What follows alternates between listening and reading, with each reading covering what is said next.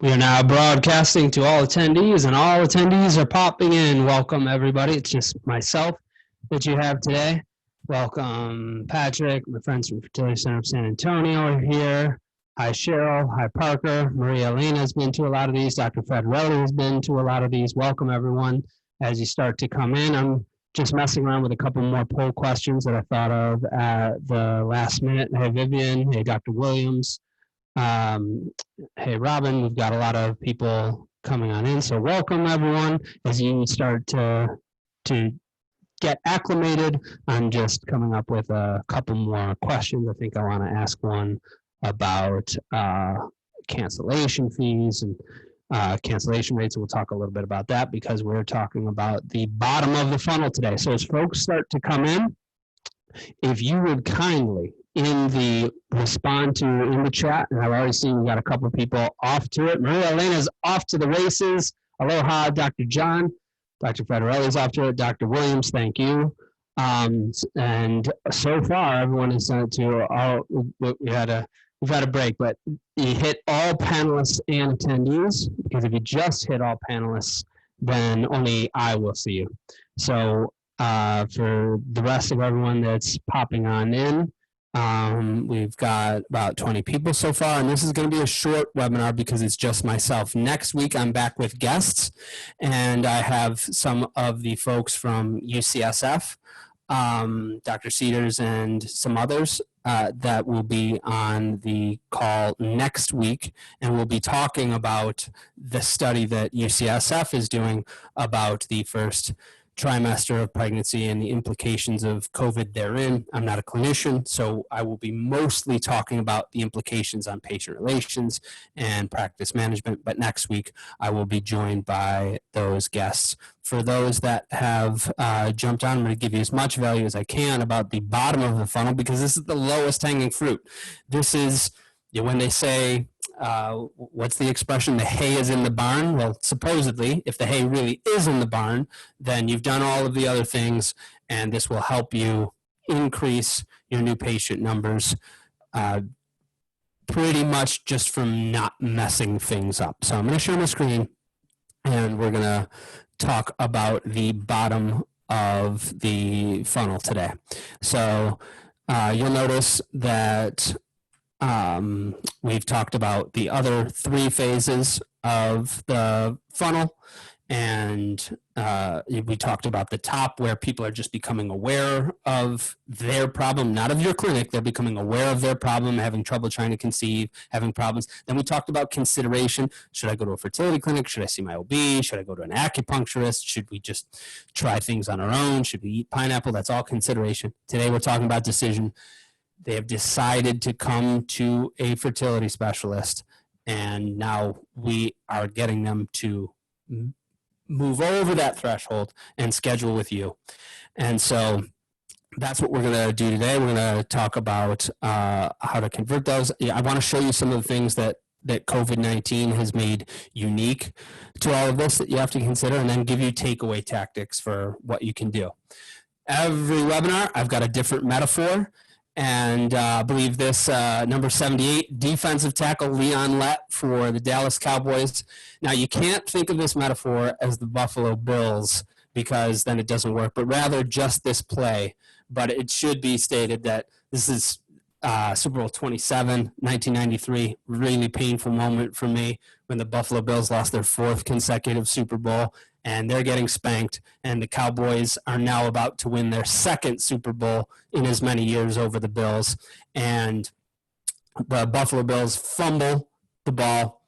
Leon Lett, the defensive tackle here, scoops it up, makes a play, bolts for the end zone, but in the last 5 or 10 yards, he starts to slow down, jog, celebrate, and then the fastest man in football, Don Beebe, wide receiver for the Bills, does not give up the play, swipes the ball out of his hand right before Leon Lett crosses the end zone.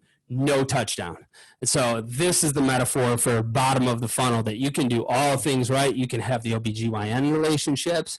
You can have a good social media presence. You can have done something to convince the prospective patient of your value. But if your contact form is not super easy, or you don't get back to someone when they're expecting, or it's not a pleasant experience to try to schedule over the phone or online, then we can lose that touchdown. So today we're talking about the bottom of the funnel, because this is where this is when people are comparing clinics, they're requesting appointment, and they're calling your clinic. But remember, every one of these phases is just as important as the last. And so I want to ask a poll question now, if it went through, because I think that some people are starting to rebound a little bit. And so I'm very curious. My poll question is, are you busier, the same, or less busy with scheduling procedures right now than pre-COVID? Are you busier, less busy, or the same? We got some answers coming in right now. Some looks like we've got some different representation. Are you busier, less busier, or the same as you were pre-COVID, all of this starting to happen in terms of scheduling procedures, scheduling treatment? And I'll give you about a few more seconds to answer, because we still have more responses popping in, and now we're up to 14, and I still see more responses coming in. So if we have not any more come in, then I will end the polling and share the result with you. I'll give you 6 more seconds, since we have some more coming in. 5, 4, and if you want to answer, you can do so now, and I'm going to share the results. So I would say about half of you are doing the same, close to half. 40% are doing less busy. That surprises me. And 13% are busier. So I was expecting to issue a bit more of a cautionary tale to these folks that are busier right now, because I think some people are thinking, oh, we're slammed. At least a lot of our clients are. Maybe that's because we didn't stop marketing. We just kept going. We switched the creative. We did a lot of this funnel stuff in March and April as this was all happening. But I still think that there is going to be a lull in terms of the top of the funnel. So I'm showing you this now, how you can help convert at the bottom of the funnel. But if it's not at the top, if you're not filling the top and you're not bringing them along the way, you will have less people to convert. And it can get to a point, as it did for many in April, where,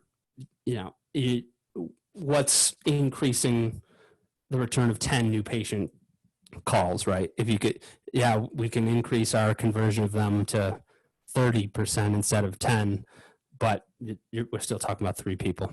So scheduling, increasing that top of the funnel is as important as possible. That has to do with your location, availability, and cost for appointments. I did kind of a crappy job today putting the slides together, so I don't want to forget anything. And I know that I didn't put it in the to-dos. So if I forget, remind me, but I'll tell you now. When we look at, I'm going to pop up, when we look at what are the reasons, what's the single most important reason that that you chose your REI, location is still among the top. It's almost tied with recommendation from a friend and almost tied with physician referral. So especially for those of you in big city, but especially those of you that have satellite offices further out in the metro, Google My Business is your best friend. Everything about that listing needs to be claimed. And there's some restrictions now happening because of COVID, but location is one of the main things to consider when we're talking about the bottom of the funnel. So if you treat your Google My Business listing like a social network, it's robust as possible, has photos, videos, detailed information, almost to the extent of like mini versions of your web pages, and the hours are updated and everything else, and you're driving reviews toward there, that is a huge bottom of the funnel converter. We see that it's one of the top reasons that people are choosing. I just wanted to bring that up now because I know that I didn't remember to put it in the to-dos section. So we got some centers busier than ever. We have some centers that are less busy. Right now we're dealing with pent-up and accelerated new patient demand, but I would expect those volumes to, after the summer, to be below last year. Q4 to be below Q4 2019, at least the second half of Q3 2020 to be less than the second half of Q3 2019.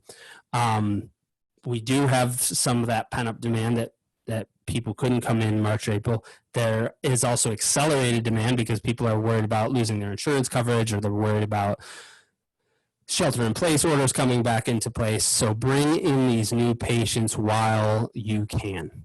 Now, we talked about the different reasons of, people are coming through their docs, but again, they're coming from so many different reasons. They're looking at more than one practice, especially if you're in New York, San Francisco, even if you're in a middle-sized market with 5 groups in the area, people are looking at more than one group. And so they're also calling around. Whenever someone calls asking about how much does IVF cost, they're not just calling you. And so you can have people go through this whole journey, but if we don't convert them right here at the end, we will have lost some of those people. So I still want to put the impetus on investing all across the board, because you need that critical mass in order to be able to convert at the bottom of the funnel. But that also isn't the only reason. The top of the funnel is where you are actually the least replaceable. So people will often ask me, I just want the people that are ready for IVF. Is okay, there is a way to market to those people. That's what we're talking about today: call center training, Google My Business, listing, the way you optimize. But you are really at the mercy of whatever happens to work then. Whereas to the extent that you invest more in a brand, where that you invest more in community awareness, especially investing in the word of mouth friend referrals, those are less replaceable. And so you can afford a few more mistakes the more you invest higher on in the funnel. So I don't want to say that you can just drop the ball totally here, but if you really establish a brand, and there's a few docs that are on the call, when they say, I want to see Dr. Fertility, I'm picking on him because he's on the call, then you have a little bit more leeway for all of the other places. And that happens from investing in the top of the funnel. So, and don't forget, this is just one funnel. We've got a different funnel for same-sex patients, different funnel for single women going into egg freezing, and then it starts all over again when they come in and we actually have to get them to convert to treatment. This is why I only invest in one vertical. And when other people say, don't you get bored just being in fertility? When other marketers ask me that, they're like, aren't you trapping yourself in a box? It is like, it's the box from Narnia. It is an entire world that just keeps going. My friend Rita Gruber says, from MedTech, says, marketing is throwing the ball, but the practice has to catch it. That's true, but I know that all of you don't care if I'm Tom Brady, if I throw the ball and you can't catch it. I know you don't care about social media, increased engagement. I know you don't even care about phone calls. I know that many of you don't even care about new patient appointments. It's only those that convert to treatment, which is why I keep investing more and more in this and going deeper and deeper, because every single one of these is a different step that people can fall off, and every practice needs a system for bringing someone all the way to the end. Let's talk about some end of the funnel stuff. I want to give you some tactics and answer some questions these last 10 minutes. Because this just gives you an idea. In a small practice, in a large practice, large market, in a regular month, this is like 1 week, right? So this is one example of a client, and this is another example of a client. What you can do right now is you can go in, you can listen to all of your call center's calls, and you can audit the quality of those calls, as opposed to taking the word for the people answering their phone call. They might be saying that they're doing an excellent job. you're going to want to find out for yourself. Whoever's totally really responsible for revenue is going to want to find out what that is. And these are just real life examples. Qualified lead means someone calling, asking about appointments, asking about the doctors, asking about procedures, someone that could have made an appointment but didn't. In this case, it's 10 to 1. In the case of our other clients, it's only about 25%. And it should be to say that these numbers are that this is not a part, the appointments number is not a part of this qualified leads number. So you would want to be converting at least 50% of the people that are calling from their, that are calling your practice. And most practices are at 25% or less. So take a listen, because it involves training of your personnel. That's how we get them down.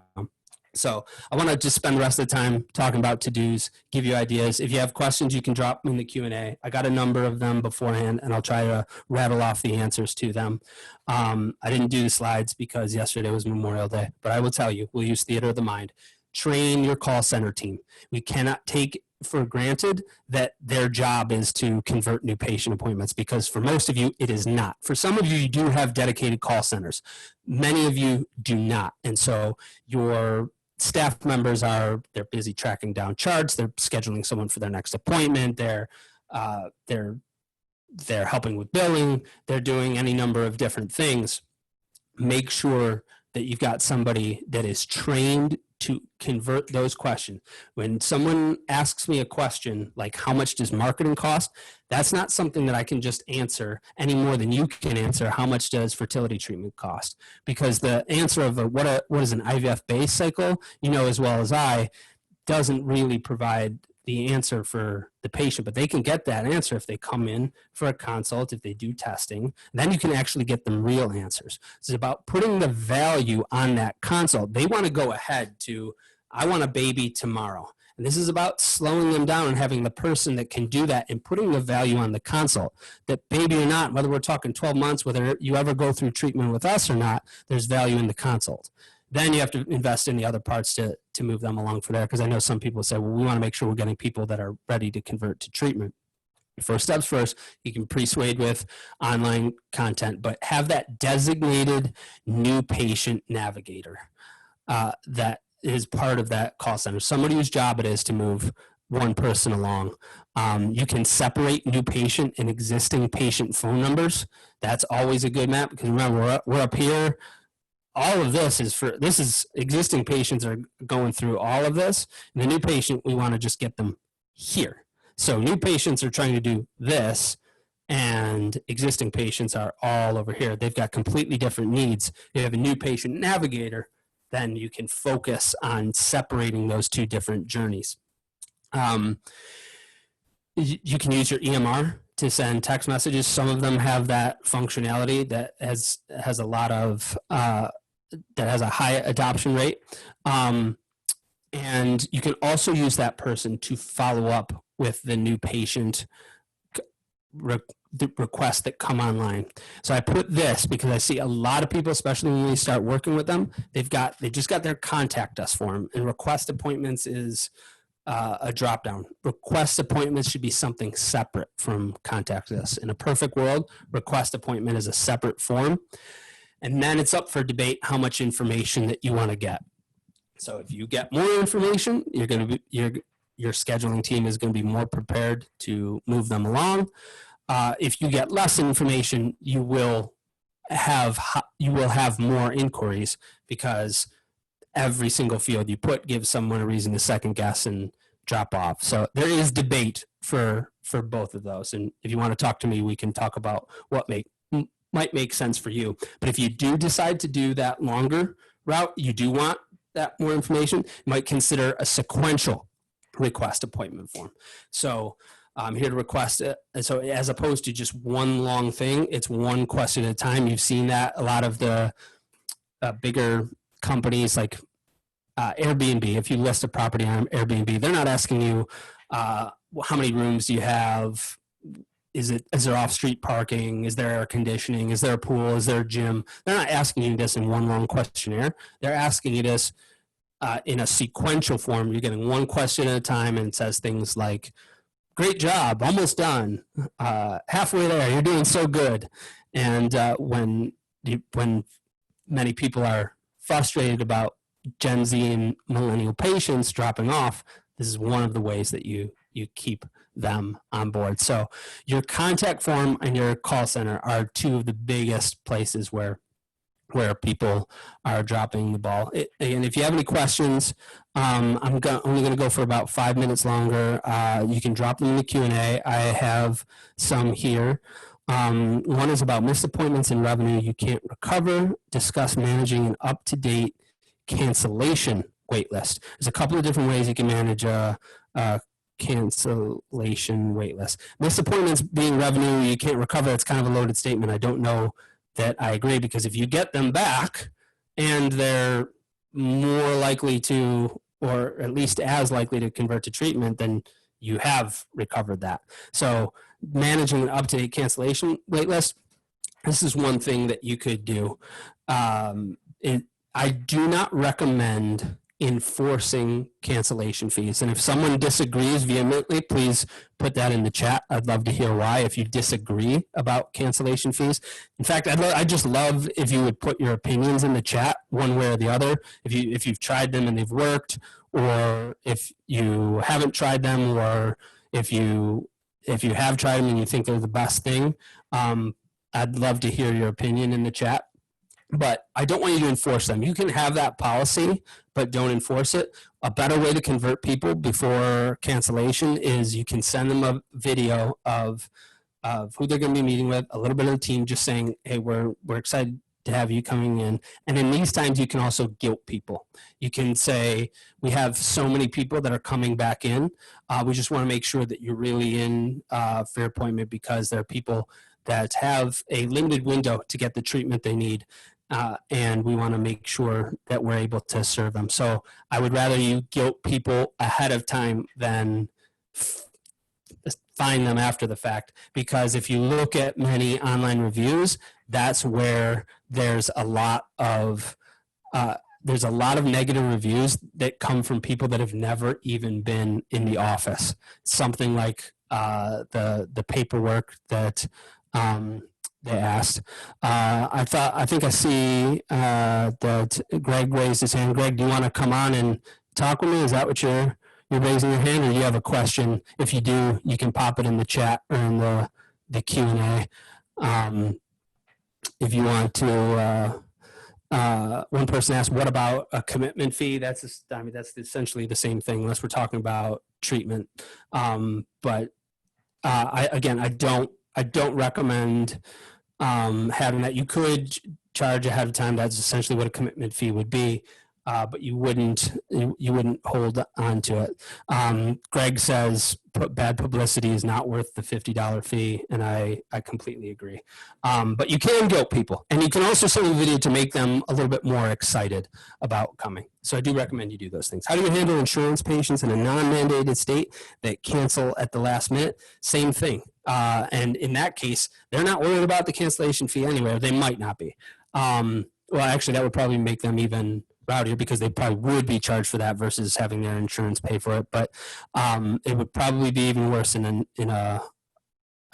insurance from insurance patients. So use the guilt and use the excitement rather than the stick. You can still say that the stick is there, but don't use it. It's not worth that. As Greg says, it's not worth the bad publicity. Will cost likely be a factor in losing IVF cycles after COVID-19? Yeah, you betcha it'll be a factor. We're talking about people that we don't even know what the economic impact is. In other presentations, I've had the slides of what's going to happen with the marketplace, and I still don't think we really know yet, but in my opinion, Progeny will slow down that juggernaut sales rampage of just acquiring one company after another. My pure speculation, I don't think the companies are going to stop the benefits they do have, but all of a sudden it's no longer on the path to being requisite to compete for employee recruitment. So I don't think we'll have as much of that. Some people are being laid off and furloughed, many people are, and so that insurance goes away. So cost will be a factor. I do recommend you go back and listen to Dr. Adamson and Andy Swan when we had them on the show.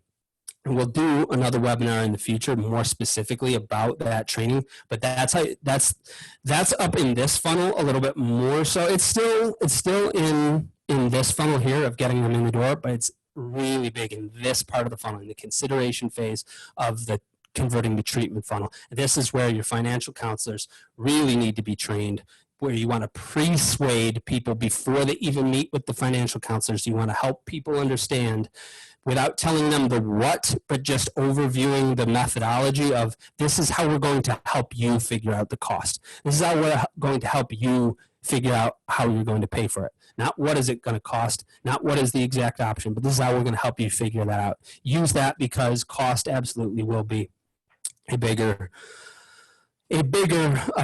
consideration for the next few months. Anxiety and frustration are some of the emotions deal with in the practice. What step to prevent emotional stress? Two things that I can give you easily. This is a bit above my pay grade. So there's a Loss and Allie Domar, two people that write a lot more about this than I do, but I can give you two things. Is have someone that you refer to. Most centers do not have a mental health professional that they even regularly refer to.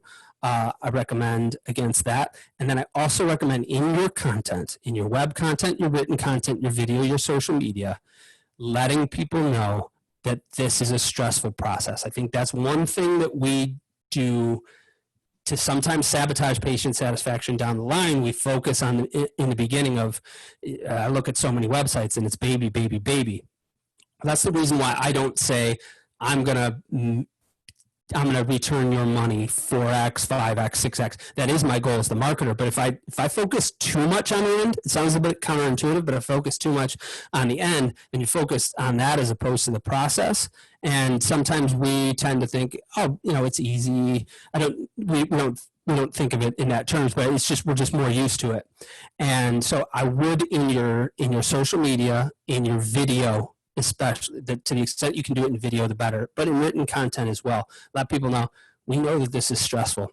We deal with people that are trying their best to have a child, and now they have to deal with what's happening with COVID-19, and so are we. And so you're meeting them, and you're also sharing them a little bit of what you're going through, because if you don't share a little bit of what you're going through, and then their nurse doesn't call them back, or they have a bad experience when they're on the phone, then you just become the scapegoat. So share what you're going through as well, and then make sure you acknowledge what they're going through. And it's perfectly normal. It's hard. If you're dealing with infertility and you're trying to get a baby, there's a lot of things to go through. It's worth it, and we will help you, but boy, is it hard. And this is how we help, and this is why what we do is hard. What questions does the patient ask that let you know you may be losing them? What questions does the patient ask that lets you know you may be losing? I want to think about that for a while. I can fake the funk, but I think that's a really good question. And I'm not sure that I would have the best answer right now. What question does the patient ask that lets you know you may be losing them? I think that would be a good survey to ask.